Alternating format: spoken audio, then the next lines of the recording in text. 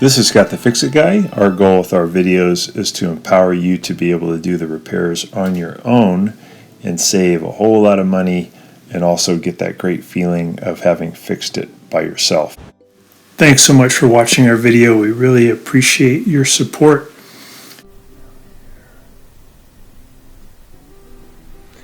So we're getting the LE error, and that's something wrong with the motor sensor in the back or one of the wires going to the motor sensor. So we're going to check that out.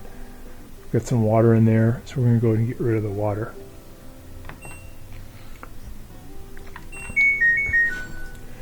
To get rid of the water, we're going to do a spin cycle. To do that, we're going to turn on the power, press the spin speed button until you get to the extra high, and then press start.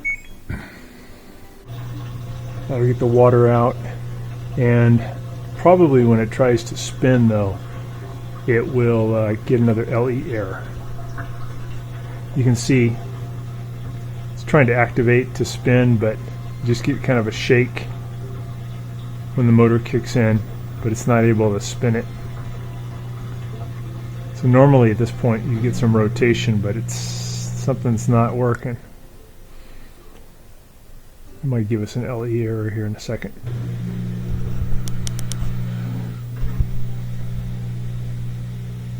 You can see kind of a quiver when the motor activates, but no spin. It's trying. Alright, to get to the back, I've got to get this machine out a little further. I'm going to turn off the water already, and I'm going to remove these hoses. Already taken the drain pipe out of the standpipe in the wall, so I can get this out. So you won't have to disconnect the water line. You just have to get to this back panel, and this one's just water lines are a bit short, so we're going to go ahead and turn off the water and then remove these guys. Trying to figure out why the motor is not turning. Could be the sensor, could be the rotor. We'll take a look.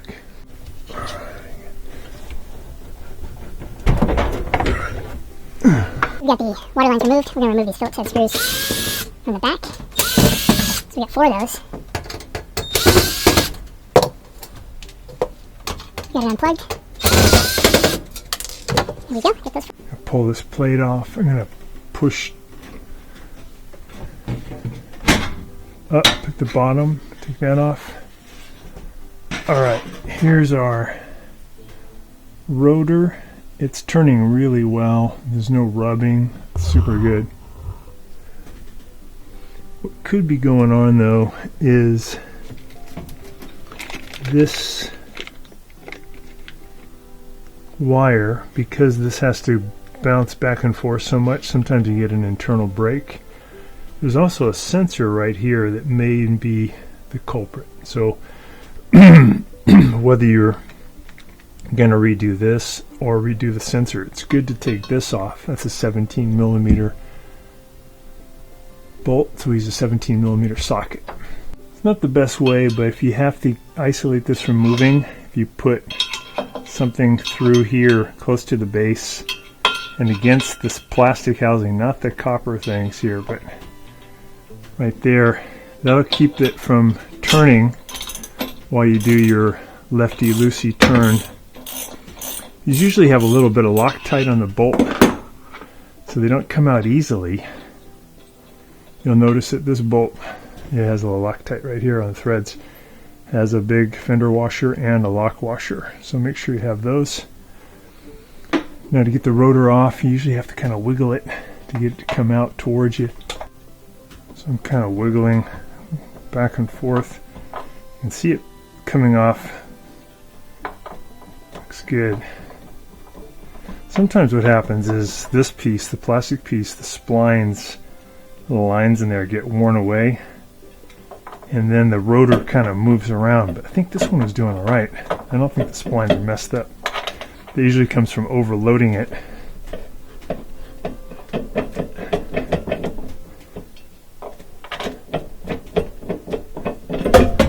we go. Here is the new sensor. This is a 6501KW2002A part. These are not very expensive.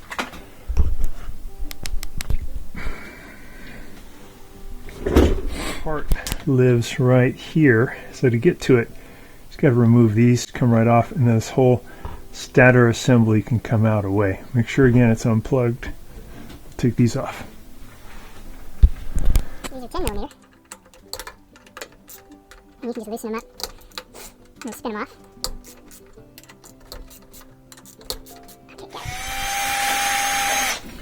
So these pretty long bolts. I just got a extension for my drill. 1/4-inch socket, comes off a little faster.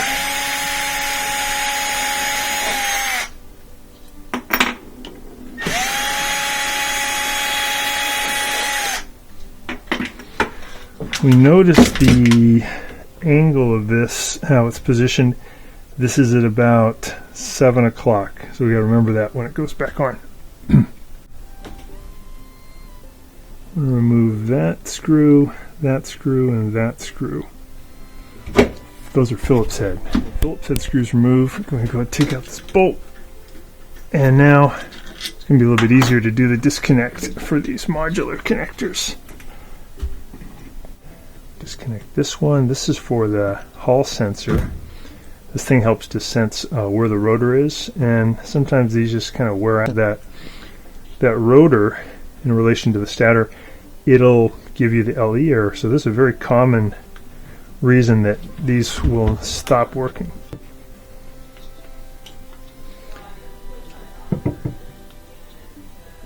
There's one right there. Right up on the other one. There we go. So right up on those. Pull that back. So there's the old Hall sensor. I'll go ahead and put on the new one.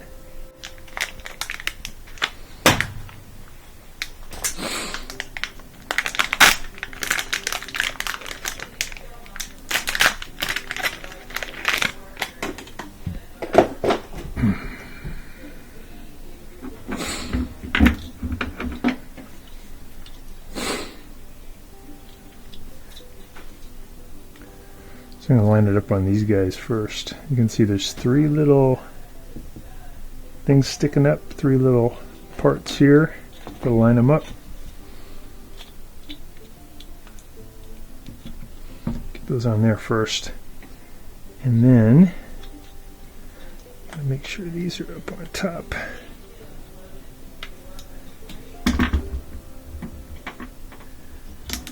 There, those are linked and locked. Those are locked. So that one's all done. I'm going to put the Hall sensor connection back on. Got it. This is back in nice and tight. Put this back on.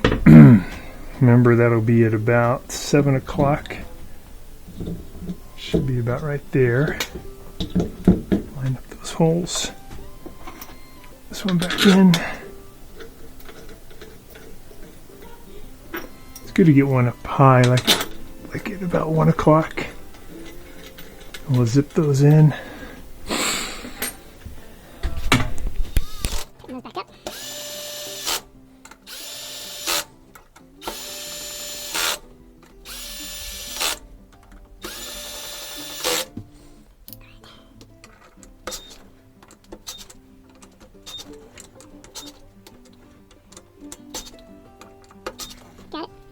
Got all our screws back in. I'm going to put the rotor back on. It has pretty heavy magnetic pull, so it's okay. Kind of wiggle it and get this back onto those splines.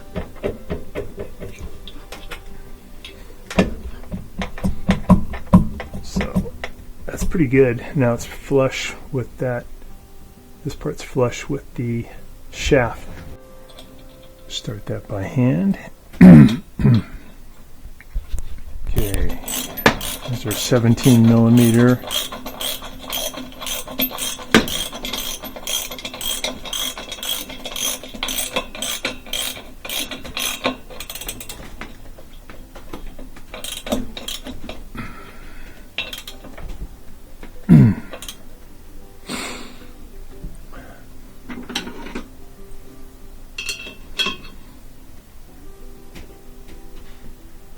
Alright, nice and tight. Make sure nothing's rubbing. Sounds good. I'm going to put our drain hose back into position, plug it in, and put it on spin to see if the LE error is gone. So the spin test went really well. Got everything nice and tight, all the screws back. So it was that Hall sensor, which is pretty common. I'm going to put this plate back on. Go ahead and slide that in there. And these guys kind of drop in. We'll add those Phillips head screws. Alright, that's the last Phillips head screw. We're going to go ahead and add some longer hoses onto this one, just to make it easier to get in and out. Get that on tight. Adjust the LE. I'm going to turn it on. I'm going to press spin speed. The highest one, press start, and that'll do a cycle. We'll see if it can spin now.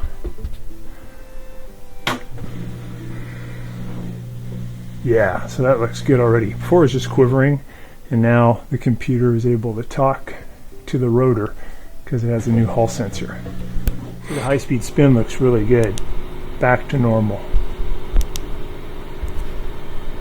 Vegetation looks really good. Spin, so no more LE error. And that was done by changing this Hall sensor. And when you get a chance, please press the subscribe button below so you can be subscribed, and also the notification bell so we can send you more videos about appliance repair.